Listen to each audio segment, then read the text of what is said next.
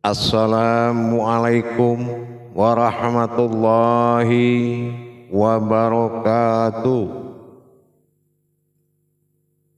Alhamdulillah, alhamdulillahi rabbil alamin.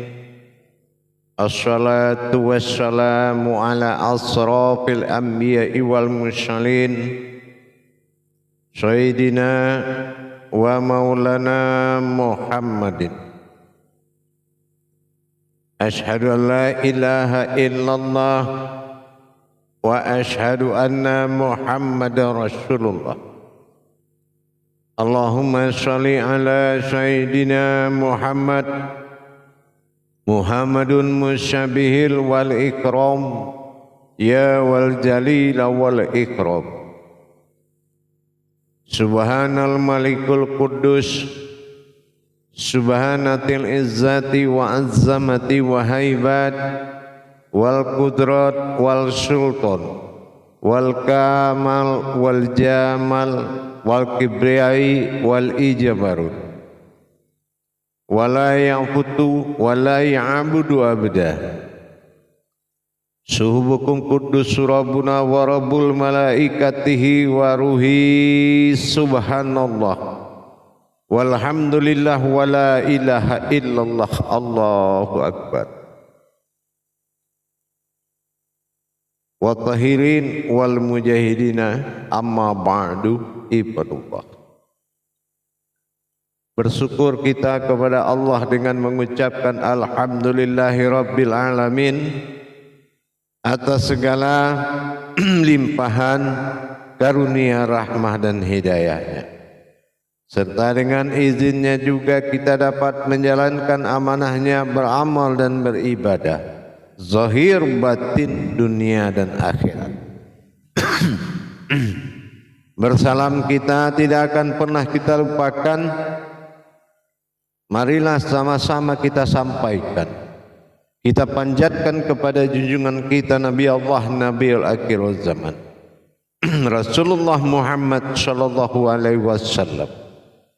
Atasnya kalimahnya kita kalamkan dengan membacakan Allahumma sholli ala Sayyidina Muhammad wa ala alihi Sayyidina Muhammad.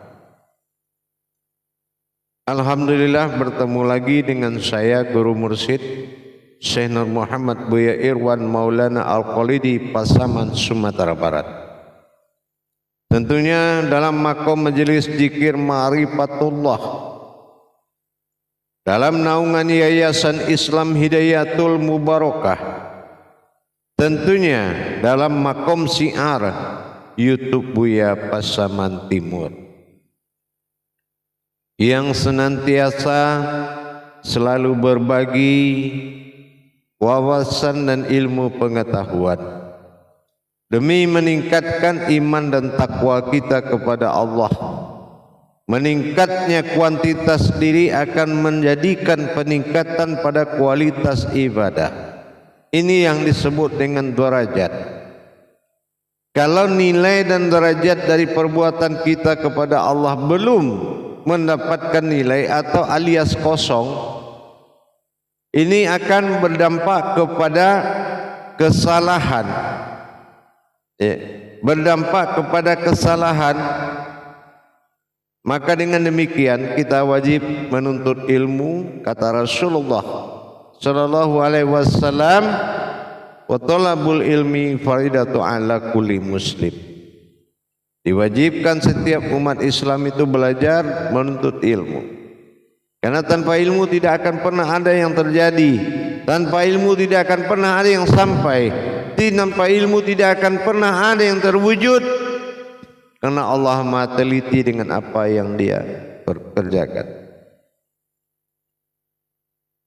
Alhamdulillah pada waktu dan kesempatan ini saya akan berbagi wawasan tentang sebuah persoalan besar, yang mana persoalan ini sering terjadi di dalam penegakan tauhid atau dalam menjalankan ibadah tasyawuf, tarekat, apapun yang berunsur makrifat. adalah suatu persoalan. Tidak terjadi hal yang diinginkan yang wajib terjadi, yaitu keakuannya. Aku, nah inilah yang menjadi suatu persoalan di dalam kita melaksanakan mujahadah kepada Allah. Keakuan kemanusiaan kita dengan janji-janji kemanusiaan, kadang-kadang kita tidak bisa membedakan mana keakuan Allah yang bertajalli pada kehidupan insan. Kadang-kala kita ini sering mengalami atau mungkin sering sekali mengalami merasakan keakuan diri di atas keakuan Tuhan. Perbedaan yang dimaksud berbeda, tetapi tidak akan pernah melupakan sesuatu perbedaan. Serupa bukanlah suatu bentuk, satu wujud yang dimau oleh Allah, tetapi perbedaan itulah yang membuat serupa. Perbedaan itulah yang membuat kesamaan. Bagaimana kita menjalankan perbedaan tersebut? Inilah antara kata aku dan aku. Ini ada dua makom. Aku dalam keakuan keumatan, aku dalam keakuan ketuhanan. Ini kalau kita tidak bisa memahami atau tidak paham, ini bisa bercampur aduk hak dan yang batil. Kita tidak mengerti bagaimana caranya apabila Allah mengatakan keakuan pada ayatnya. Sudahkah kita punya ilmu dan wawasan tentang keakuannya pada ayatnya? Dan bagaimana juga keakuan manusia pada ayat Allah? Pernahkah kita merasakan suatu perbedaan di antara keakuan? Inilah serupa tapi tak sama. Keakuan ini kalau di jalan Allah terhadap isbat dirinya, itu sangat banyak tergantung kedudukan. Kedudukan yang dimaksud adalah menandakan kekuasaan Allah meliputi sekalian alam. Maka aku ini dalam tauhid sangat banyak memperlihatkan tanda-tanda keakuannya. Tapi kalau kita belum paham, belum mengerti, maka kita tetap melaksanakan keakuan diri kita tanpa kita peduli keakuan Allah. Keakuan di jalan Allah itu sangat banyak. Di dalam ibadah, dalam tauhid diniyah, keakuan itu sering disebut dengan min. Dalam tasawuf, makom ma'rifat, keakuan ini sering dikatakan dengan hu atau aku. Di dalam sifat keilmuan, dalam kodrat Al-Quran, hakikat pada prinsip ibadah, sering kita temui keakuan ini berbeda dengan keakuan yang lain. Keakuan yang ada di dalam makom ibadah itu ada yang disebut dengan hak, ada yang disebut dengan hak. Disinilah kita harus banyak berwawasan tentang nilai-nilai kodrat yang ada di dalam ayatnya hijaiyah Al-Quran. Karena ayat itu adalah arasnya Allah. Kalau kita salah dalam melaksanakan baik ibadah tajalli ma'rifatnya, baik sir tajalli kodrat, ini akan melahirkan suatu makna yang berbeda. Makanya kita harus lebih-lebih memahami tentang keakuannya. Nah, di dalam kajian kodrat disebut dengan keakuan ini dengan hu, aku. Sangat banyak sekali. Kenapa dibikin banyak? Karena Allah tidak berdiri sendiri dalam cintanya, tapi dalam keakuannya dia berdiri sendiri. Itu pun karena dia bersifat pada sifatnya, terjadilah keakuan pada dirinya, yaitu yang dinamakan ada keakuan insan, ada keakuan ihsan. Sangat banyak sekali. Jadi kalau kita tidak punya jalan-jalan pemahaman tentang keakuannya, ini untuk meninggalkan keakuan kita dan mendirikan keakuan Allah itu tidak mudah, jemaah. Harus betul-betul kita kaji dulu. Benar-benar kita kaji wawasan tentang kata aku itu. Karena dilarikan kepada makom-makom yang berbeda, maka dia melahirkan makna-makna yang berbeda tentang keakuannya. Apalagi keakuan ini terjadi penghibahan kepada sifatnya sendiri, maka di sifatnya dia tidak akan menyebut hu lagi, tapi sudah menyatakan kodratnya, yaitu dengan sebutan na. Nah, sementara membuktikan na itu hakikat, nun alif kasroh a, artinya aku pada zahirku sendiri. Nun hayat, sementara alif kasroh a ini dinamakan sifat nyata. Keakuan Allah dengan keakuan kita, inilah yang disebut dua lapis alam dan berbeda tetapi wujudnya sama. Dengan demikian kita harus benar-benar mempelajari tangga-tangga tauhidnya tentang keakuan bagi Allah, tentang keakuan bagi sifat, keakuan bagi kodrat, keakuan bagi ilmu, keakuan bagi ibadah, bagi amaliyah. Itu memperlihatkan perbedaan dalam wujud, tetapi dalam wujud itu sesungguhnya adalah asmanya sendiri.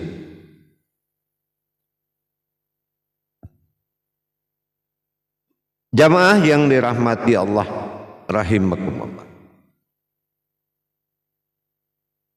berkalam keakuan Allah pada diri harus memiliki wawasan yang sangat tinggi kebenarannya. Keakuan Allah adalah suatu wujud yang diwujudkan berupa maujud, maka ini adalah satu yang disebut dengan aku. Apakah kita sudah punya kemampuan di dalam mentadabur tauhid dalam kajian diri al-insani siri? Tentunya kita harus banyak pengalaman tentang ibadah-ibadah ma'rifatullah ini.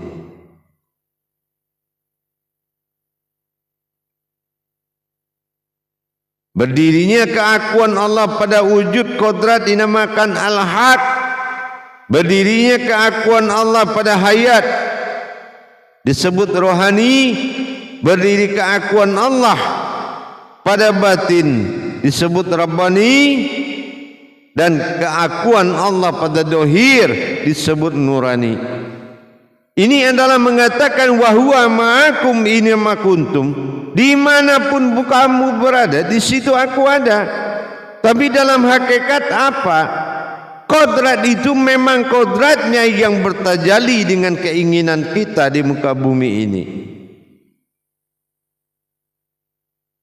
Jadi untuk menyatakan keakuannya hu dan keakuan umat adalah na, disatukan berupa nahu adalah ilmu warisan hakikat yang paling pertama diadakan. Disebut dengan ilmu nahu. Nah, keakuan Allah pada zahir aftar sifatnya, sementara keakuan Allah pada wujudnya, ya, itu sudah menyatakan perbedaan. Jadi kalau kita benar-benar melaksanakan keakuannya Allah, maka kita harus tahu tempat di mana kita tidak menerima keakuan lagi. Dengan demikian, kalau kita sudah memahami perbedaan itu akan terjadi dalam pengakuan, tetapi dalam kodrat itu sama. Jadi tidak ada perbedaan di dalam kodrat. Iman adalah dasar utama untuk mempertahankan kebenarannya. Apalagi konsep ilmunya kita sudah tahu. Maka tingkat-tingkat keumatan pada diri, tingkat ketuhanan pada diri, itu bisa dirasakan dengan 3 kadar. Ada kadarullah, kaharullah, dan kamarullah. Ini sifat batin bertingkah bagi Allah pada diri. Tingkah batin inilah yang akan menyeru dan menyuarakan. Itulah gelombang ayat suci. Bukan dilihat dari siapa yang menyampaikan, tapi dilihat apa yang disampaikan dan dari mana kepada siapa. Ini harus lebih-lebih diperhatikan jamaah. InsyaAllah dengan demikian kita sudah mulai memahami pelan-pelan. Mendirikan keakuan Allah bukanlah artinya kita harus memberikan keakuan itu pada diri kita, tapi kita beriman kepada keakuan Allah Subhanahu wa ta'ala. Dikatakan dalam sifat ada keakuan, ada. Dikatakan dalam batin ada keakuan, ada. Dikatakan pada nurin dalam keakuan, ada. Dikatakan dalam alam siri keakuan, ada. Karena akulah penghulu pertama yang nyata yang disebut dengan Allah. Inilah inna lillahi, dan inilah kedatangannya, dan bersahadat bertauhid dengan Allah Subhanahu wa ta'ala. Dengan kita memuja dan memujinya pada waktu siang dan malam, insya Allah terasa keumatan kita. Tapi kalau kita tidak menikmati sifat ketuhanan diri pada sifat ketuhanan, maka penterjemahannya akan berbentuk lain, dan ini akan terjadi kekeliruan. Maka demikian kita harus benar-benar bersandar kepada ilmu tauhid, berpegang teguh dengan tauhid. Asmanya bernama Allah, tauhid awal dan tauhid akhir. Dengan demikian, dengan kita belajar mengenal lebih dalam lagi tentang keakuan Allah pada diri, maka lama-lama akan sirnalah keakuan kita di pagi hari, keakuan kita di pagi hari dan siang hari dan sore hari. Tetapi kalau kita belum memahami bagaimana menerapkan keakuan Allah dan menapiskan keakuan manusia, sehingga berjalanlah aras untuk menyatukan antara umat dengan imam, antara laki-laki dengan perempuan, di antara kedua yang berpasangan, maka iman kita melihat kenyataan itu harus nyata adanya sebelum kita berkalam terhadap suatu amalan. Jemaah yang dirahmati Allah rahimun, insyaallah dengan kita mengkaji wawasan keakuan, alhamdulillah, mudah-mudahan di kedepan harinya tidak ada lagi yang mengaku kepada dirinya tentang suatu makom yang dibahas, apalagi sifatnya tauhid yang tidak boleh kita bermakom keakuan. Dengan demikian, mari kita tingkatkan kualitas belajar dan kuantitas mengajar. Mudah-mudahan terijabahlah hendaknya apa yang kita mau kepada Allah Subhanahu wa ta'ala. Alhamdulillah para jemaah sekalian, saya hanya mengingatkan, jangan keakuanmu melebih membesar daripada keakuan Allah pada kodratmu. Jadilah kodratmu kodrat yang mana Allah menitipkan keakuannya dengan nahunya, yang mana akan mustajab pada ilmu, barokah pada hayat dan hidup, dan insya Allah nikmatlah kehidupan dunia dan akhirat kita zahir dan batin. Wa Allah ya Karim ya Rahman ya Rahim. Akhirul kalam wa billahi taufiq wal hidayah. Wassalamualaikum warahmatullahi wabarakatuh.